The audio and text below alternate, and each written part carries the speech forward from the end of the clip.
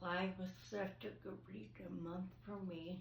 And it typically is because this is the month that I got to spend a week at the beach with my family, so I always tend to do the bulk of my reading in July. And I finished 12 incredible new releases that I can't wait to share with you guys. First up was Bookworm, and this is a novel of short interconnected stories about people around Philadelphia discovering how much love and appreciation they have with their bodies. I really enjoyed this, and also it made me appreciate my own bodies more, so can't beat it. Next, I finished Strangers, which is a memoir about a woman named Belle whose husband, about a week into the pandemic, suddenly decides he no longer wants to be married to her or involved in their children's lives, and it was a horror story. Next up was another memoir called Mother Tongue, and this is about an author named Sarah who also wrote a fiction novel called True Biz, if you're curious about the deaf community after this. But Mother Tongue is a memoir detailing Sarah's life growing up and kind of discovering and also coming to terms and thriving with her deafness. And she also has a deaf son as well. So you get that perspective of her as not only a deaf adult, but as the mother of a deaf child. Next, I read Skin Contact, and this is about an open marriage. It's a recently kind of established open marriage, and I had not read a ton of novels kind of detailing the beginning of their opening up the marriage. I thought it was really interesting and sharp and just a good read.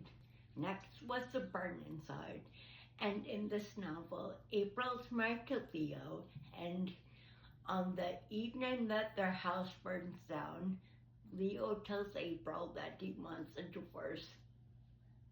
And then they go to live with April's parents after the fire. So, very complicated, very messy, very good. Next, I read Wisdom Corner, which is about Virgil Woodethorse, who's kind of an unofficial protector, and he will seek out justice when traditional forms of seeking justice, such as going to the police, might not be the best idea. But Virgil is retired until there's an influx of drugs coming into the reservation, and he takes it upon himself to kind of come out of retirement and get to the bottom of what's going on in their town. Next was Good Morning Means I Love You, and this is about Ray, who has two sons, Morning and Night, and after Night is born, she mysteriously picks up and leaves in the middle of the night. And that's right where the novel begins, after she's returned home from quite a bit of time away and no real explanation to her two partners or her children or extended family of where exactly she's been. So this novel kind of explains previously what she was up to when she had left. So next was Close Relationships with Strangers. I thought this was so addicting and so good. This is about Ben, who is originally a wildlife photographer and then runs into an old coworker who suggests him, hey, being a paparazzi is pretty similar work. So then Ben picks up from his Las Vegas life, moves to LA, and becomes a paparazzo. Next was my favorite of the month, The Half-Life. That's about Eileen. And the second is probably the most important. It's the mid 1970s, and Eileen meets a man at the department store she works, and he's like, "Hey, I'm going to be deployed to Italy very shortly." So they marry very hastily, and she then, Eileen, moves to the Mediterranean and kind of grows up there, comes of age there, makes friends there, and becomes pretty involved with local politics. Next up is Make Nice, and this is about the three grown Pickford siblings who return to Mackinac Island with their father after their mother passes away.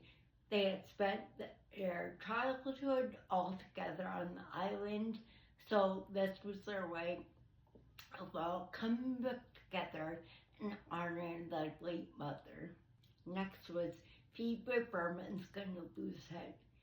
Phoebe is a pretty anxious, almost 30-year-old who finds herself really anxious about romantic situations, but also really is a romantic at heart and lots of things. So this is about her kind of confronting her anxiety, realizing what she does want in an eventual partner. Sometimes pretty corny, but I enjoyed it, and I'm corny, I guess, so whatever.